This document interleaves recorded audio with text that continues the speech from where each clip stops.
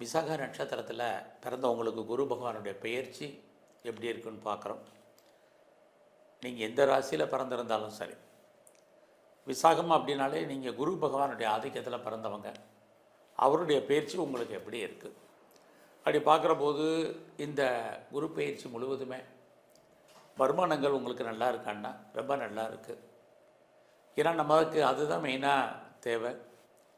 அது மட்டுமல்ல, கையில் பணம் புழக்கம் அதிகமாக இருக்கும். எல்லாத்துக்கும் மேலே யாருடைய பணமாவது உங்கள் கையில் இருக்கிறதுக்கான வாய்ப்பு இது அத்தனையும் இருக்குது.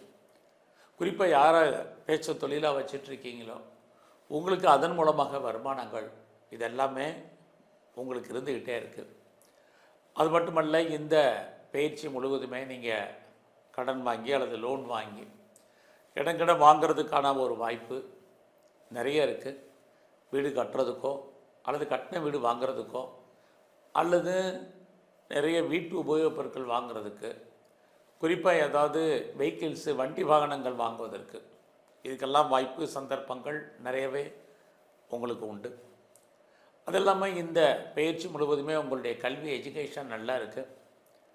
யாரெல்லாம் பெரிய லெவலில் உற்பத்தி சார்ந்த துறையில் இருக்கீங்களோ, ப்ரொடக்ஷன் சைடு, உங்களோட ப்ரொடக்ஷனுக்கு தந்த நல்ல சேல்ஸ் இருக்குது. அது இல்லாமல் பெரிய லெவலில் நான் மேனுஃபேக்சரிங் பண்ணுறேன் அப்படிங்கிறவங்களுக்கும் இந்த பயிற்சி நல்லா இருக்குது.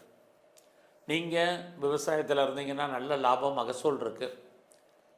அது மட்டுமல்ல, இந்த பயிற்சியில் யாரெல்லாம் பெரிய லெவலில் அம்மாவுடைய அன்பு ஆதரவை எதிர்பார்க்குறீங்களோ கிடைப்பதற்கான வாய்ப்பு இது அத்தனையும் உங்களுக்கு இருக்குது.